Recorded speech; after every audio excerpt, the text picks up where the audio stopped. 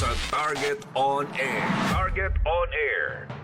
Nako, nung nakaraang linggo mga kaibigan, meron po tayong tinalakay dyan sa Bureau of Custom.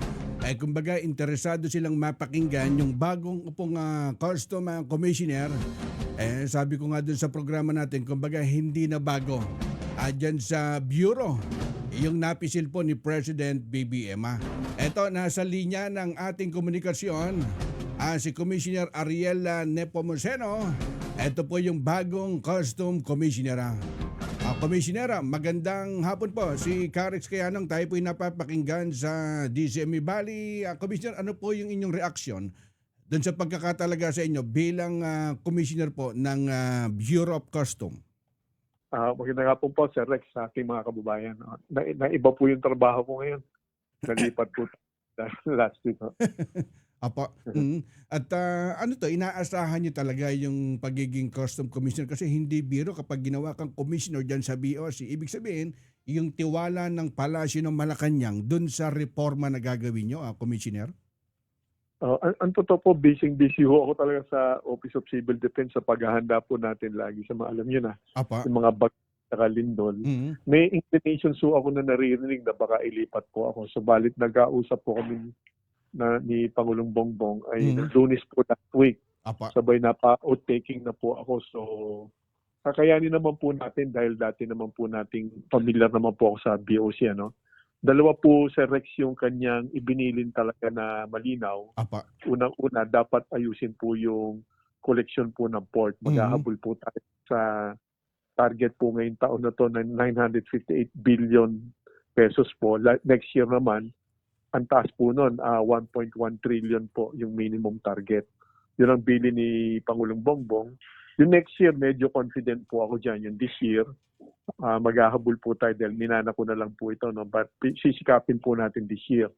Pangalawa niyang ibinili na mahigpit, yung tinatawag po nating good governance. Ibig sabihin na sisikapin po natin na talaga mabawasan po or mawala yung lagi po nating naririnig po na suliranin dito po sa Bureau. Apo, at pagka sinabi kasing BOC, napakaraming issue.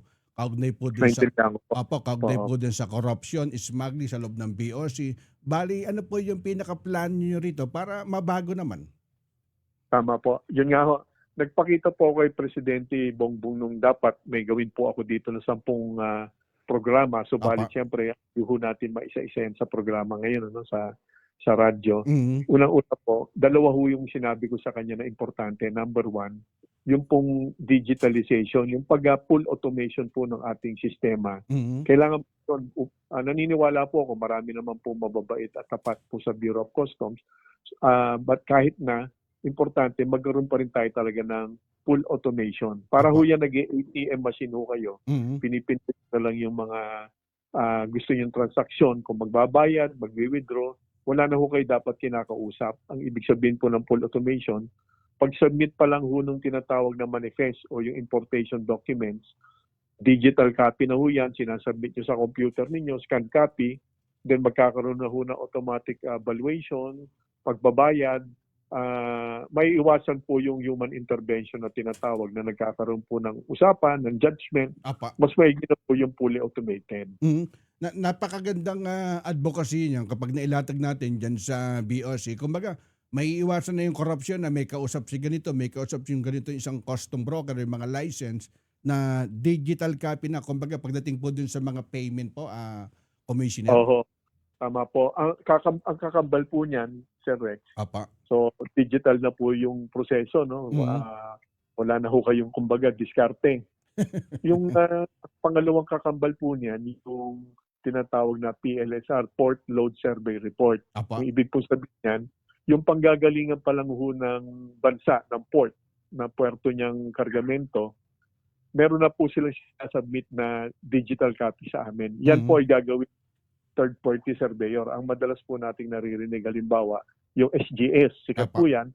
Subalit hindi lang naman po SGS ang dapat gamitin.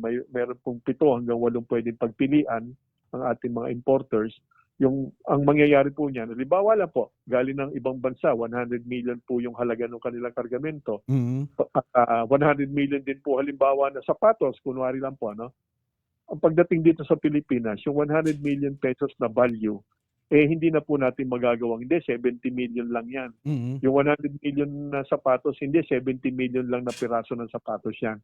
Dahil meron na pong nauna na PLSR, yung pong survey report na ginawa po sa kabilang bansa, papunta Apa. rito sa atin, hahanapin po natin yun. Mhm. At isa pa dun sa mga naging usapin dyan, yung mga misdeclare na idideklara ganito po, tapos iba po yung nasa loob po ng kargamento. Dun sa mga x-ray machine, paano po natin mareresolve yan? Na ito lagi Oo, nagiging tama. problema. Tama po yan. Yun nga po, tama po kayo. Kambal-kambal na po to. No? Una nga, fully automated. Apa. Pangalawa, meron na po survey report na pinanggalingan ng kabilang bansa na Mhm.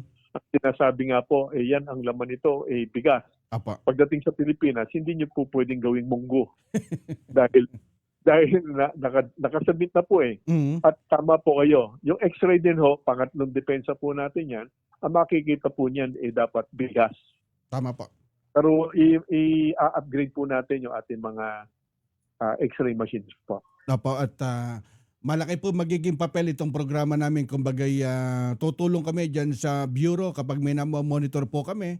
Siguro naman dyan sa ginagawa yung pagbabago, reforma dyan sa BOC. Siguro unting-unting mababago po yan dahil napakaganda agad ng inilalatag yung programa dyan, Commissioner. Tulungan niyo po ako sana kasi alam naman natin, marahil lang, maaring meron din hindi matutuwa po sa ating pinagsisikapang pagbabago. Baka maya-maya kami pa ang baligtarin po sa istoryahan. Kaya patulong din po at ating lahat po ito. Opo, at di ba't kasabihan nga kapag ang Pangulo galit sa inyo, ilagay mo nga sa custom. Tapos, katunayan, alam niyo naman po, busy tayo sa civil defense, pero ito yung utos ng Pangulo, susundin po natin. Kumbaga, napakalaki ng tiwala ng mandato ni President BBM sa inyo. Dahil number one na pinagkukunan po ng malaking buwis, tax collection, ang BIR, at saka itong BOC po. Yung dalawa po. Ang BIR po, 3 trillion ang target nila. Kami naman may 1 trillion next year po. Opo, at napakalaking hamon po sa inyo dahil kumbaga dati na naman po kayo dyan sa Bureau at alam niyo na po yung pasikot-sikot ng trabaho po dyan, Commissioner. Nanilbihan na po tayo dito dati. Yun nga lang po ay ako'y nag-irrevocable resignation dati. Ngayon po siguro naman dahil ako po ay commissioner na, magagawa ko naman po na yung gusto kong gawin po sa Bureau. Apo, at mensahe po sa nakikinig sa atin, lalo na dyan sa Palasyo ng Malacanang, Commissioner. Bigyan niyo po kami ng pagkakataong pagsikapan po namin itong pagbabago po sa Bureau of Customs. Naintindihan po namin talaga yung aming misyon na kumuha po at mangolekta po ng tamang buwis na kakailanganin naman po ng ating mga kababayan sa mga programa po ng bansa. Naunawa po natin yan. Hintay-hintay lang po. Pagsisikapin po natin talagang mabago po at mapaganda pa yung serbisyo ng Bureau of Customs. At salamat po sa pagkakataon na Commissioner Ariela Nepomuceno ng BOC. Salamat po sa oras. Salamat din po, Sir Rex. Thank you po. Si Custom Commissioner Ariela Nepomuceno ng Bureau of Customs. Sa Target On Air. Target On Air.